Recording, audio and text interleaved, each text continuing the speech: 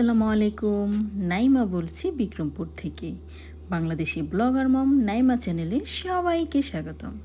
কে কোথা থেকে আমার ভিডিও দেখছেন তা তো আমার জানা নেই, তবে কাছে এবং দূরে, দেশ ও দেশের বাইরে যে যেখান থেকে আমার ভিডিও দেখছেন, আশা করছি সবাই আল্লাহর রহমতে অনেক ভালো আছেন। আমিও আলহামদুলিল্লাহ ভালো আছি। প্রতিবারের মতো আরেকটা ব্লগ ভিডিও নিয়ে আপনাদের মাঝে হাজির হলাম। জানি না আপনাদের কাছে কেমন লাগবে। যদি এতটুকু ভালো লাগে তাহলে প্লিজ একটা লাইক দিতে ভুলবেন না। এই ধরনের আরও নতুন নতুন ডেইলি লাইফস্টাইলের ভিডিও পেতে আমার চ্যানেলটাকে সাবস্ক্রাইবও করে রাখতে পারেন। আজ ভিডিওর প্রথম দিকেই এই গুরুত্বপূর্ণ কথাগুলো বলে দিলাম, কারণ সবাই তো মোটামুটি ভিডিও দেখে নেন, কিন্তু লাইক দিতে অনেকেই ভুলে যান। আপনার ছোট্ট একটা লাইক আমার কাছে কিন্তু অনেক বড় ব্যাপার। আপনার এই লাইকটাই আমার চ্যানেলটাকে অনেক দূরে গিয়ে নিয়ে যেতে সাহায্য করবে, আমার ভিডিওটাকে আরও অনেক মানুষের কাছে পৌঁছে দিতে সাহায্য করবে। তাহলে কি হলো, ভিডিওটা দেখার সাথে সাথে লাইক দেওয়ার কথা কিন্তু একদমই ভোলা যাবে না। সকালে নাস্তা বানাচ্ছিলাম আর নিজের সম্পর্কে কিছু কিছু কথা চিন্তা করছিলাম। আসলে আমি কিন্তু রান্নাবান্নায় একদমই কাঁচা। এখন পর্যন্ত কিন্তু আমি বেশিরভাগ রান্নাই করি ইউটিউব দেখে দেখে। এমন অনেক রান্না আছে যেগুলো কিন্তু আমি অনেকবার করেছি, তারপরও কেন যেন ভুলে যাই। তো ভুলে গেলে আবার ইউটিউবে সার্চ দিই, তারপর দেখে দেখে রান্না করি। আমি জানি না আমার এটা কেন হয়, তবে সিম্পল কোনো রান্না না, স্পেশালিভাবে কোনো কিছু যদি রান্না করতে যাই তখন দেখা যায় কি কি আইটেম দিতে হবে অনেক কিছু ভুলে যাই।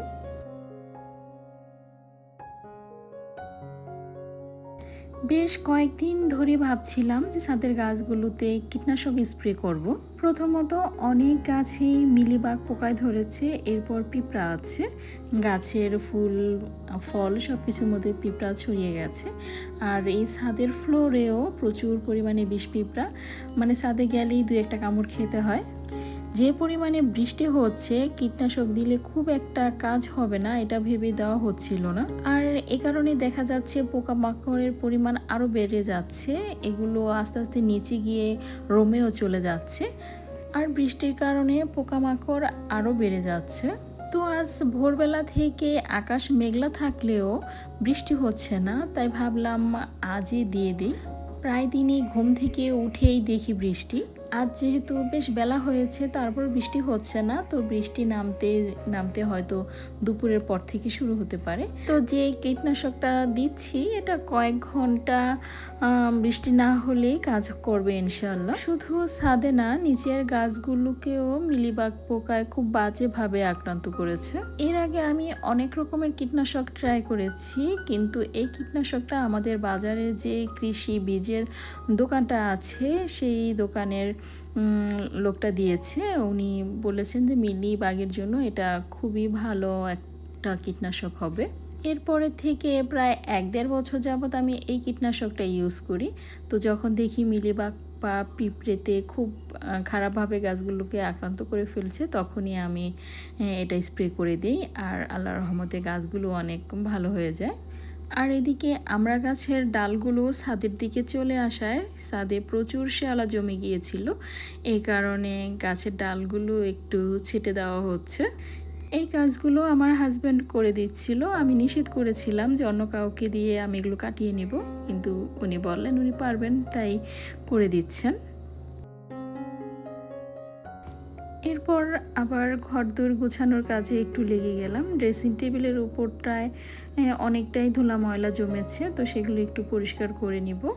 গ্রামে কিন্তু শহরের তুলনায় একটু ধুলাবালি বেশিই থাকে, আর যেহেতু মাটির খুব কাছাকাছি থাকি আমরা, পাকা জায়গার তুলনায় কাঁচা জায়গায় ধুলোবালি একটু বেশিই হবে, এটাই স্বাভাবিক। আর আমার এই রুমের পাশেই হচ্ছে উঠান, তো উঠানে বাচ্চারা খেলাধুলা করে, তখন দেখা যায় সেই ধুলাবালিগুলো উড়ে জানালা দিয়ে বারান্দার জানালা দিয়ে আমার রুমেই প্রবেশ করে। একটানা অনেক দিন যাবৎ বৃষ্টি হয়, ধুলাবালির পরিমাণটা একটু কমেছে, তারপরেও এই যে মাকড়ের আঁশ আর ধুলাবালি, তারপর দেখা যায় কাঠের ঘুণও থাকে, সব মিলিয়ে একটু নোংরা তো হয়ই। এছাড়া আমার মেয়ে এখন নানান জিনিস দিয়ে ড্রেসিং টেবিলটাকে একদম অগোছালো করে রাখে। প্রতিদিন টাইম টু টাইম করে রান্নাঘরের জিনিসপত্রগুলো গুছাতে আমার ভালো লাগলেও এই সমস্ত জিনিসগুলো গুছাতে আমার খুব একটা ভালো লাগে না। তাই মাঝে মাঝে মেয়ের উপর রাগ করি, বকাঝকা করে ওকেই বলি যে যেভাবে এলোমেলো করেছো সেভাবেই গুছিয়ে রাখো। কিন্তু ও তো এখনও অনেক ছোট, তো সেভাবে তো আর গুছিয়ে রাখতে পারে না, এই কারণে একটু এলোমেলো হয়েই থাকে। আর আমি দেখা যায় সপ্তাহে একদিন ট্রাই করি একটু এগুলোকে গুছিয়ে গাছিয়ে রাখার জন্য। এছাড়া ঘরের কাঠের ফার্নিচারগুলো আমার বিয়ের সময়কার, তো একটু তো পুরানো হয়েছে আর ওইভাবে বানিশও করা হয়নি, তাই দেখতেও একটু খারাপ লাগে যদি পরিষ্কার করে না রাখা হয়। যেমন ড্রেসিং টেবিলের এই উপরের সাইডটা একদমই কালারটা নষ্ট হয়ে গেছে, এই কারণে এখানে আমি সবসময়ই একটা ম্যাট বিছিয়ে রাখি। আমার ছেলে যখন ছোট ছিল ওকে আমি গোসল করিয়ে এনেই ড্রেসিং টেবিলের উপরে দাঁড় করিয়ে দিতাম, তারপর এখানে দাঁড়িয়ে থাকতো আর আমি ওর গা মুছে দিতাম। ওর গা তো ভেজা থাকতো, তো সেই পানিগুলোই ড্রেসিং টেবিলের উপরে পড়তো, আর এই কারণে ড্রেসিং টেবিলের উপরের বানিশটা অনেকটাই খারাপ হয়ে গেছে। তবে র্যাক্সিনটা বিছিয়ে নেওয়ায় বেশ উপকৃত হয়েছি, দেখতে বেশ ভালো লাগে। আম্মু রোস্ট রান্না করেছিলেন আর সেখান থেকে আমার বাচ্চাদের জন্য দিয়েছেন, তো ভাবলাম রোস্টের সাথে সাদা পোলাও হলে বেশ জমে যাবে, তাই পোলাও রান্না করার প্রস্তুতি নিচ্ছিলাম। পোলাওটা রান্না করতে আমার বেশ ভালো লাগে।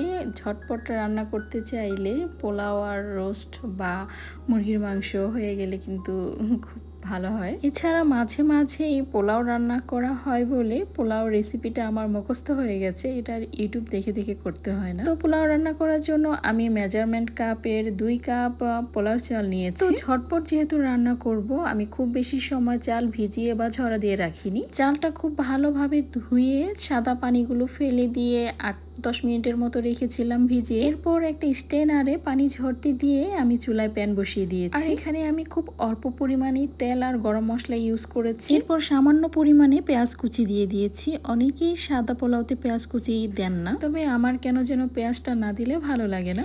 এরপর আদা রসুন বাটা আর পরিমাণ মতো লবণ দিয়ে একটু নেড়ে চেড়ে নিয়েছি। এগুলোকে ব্রাউন কালার করা যাবে না, সাদা অবস্থাতেই আমি পানি ঝরিয়ে রাখা পোলার চালগুলো দিয়ে দিয়েছি। এরপর চুলার আঁচটা মিডিয়ামে রেখে একটু সময় নিয়ে চালগুলোকে ভাজা ভাজা করেছি। আর ওই যেহেতু ঝটপট পোলাও রান্না করব, তাই গরম পানিও করিনি, নর্মাল পানি দিয়ে দিয়েছি। যে পরিমাণ চাল তার ডাবল পানি, সহজ রেসিপি। তবে যদি লিকুইড দুধ দেওয়া হয় তাহলে পানির পরিমাণটা কমিয়ে দুধ দিয়ে সেটা বসিয়ে নিতে হবে। এরপর কয়েকটা কাঁচামরিচ দিয়ে দিব আর একটা বলক আসা পর্যন্ত অপেক্ষা করব। বলক চলে আসলে আঁচটা মিডিয়াম লোতে দিয়ে অপেক্ষা করব 7-8 মিনিট। এর মাঝে 1-2 বার একটু উল্টে পাল্টে দিব। এই তো মোটামুটি রেডি আমার পোলাও। একটু উল্টে পাল্টে দিয়ে এখানে একটু খাঁটি ঘি দিয়ে দিব আর পেঁয়াজের বেরেস্তা ছড়িয়ে দিব, তাহলেই কমপ্লিট আমার সম্পূর্ণ পোলাও রান্না। কি বলেন তো, সহজ না পোলাও রান্না? আমার কাছে তো একদমই সহজ লাগে। যেদিন ভাত, তরকারি, ডাল, ভাজি এত কিছু আমার রান্না করতে ইচ্ছে না করে, সেদিন আমি পোলাও রান্না করে ফেলি।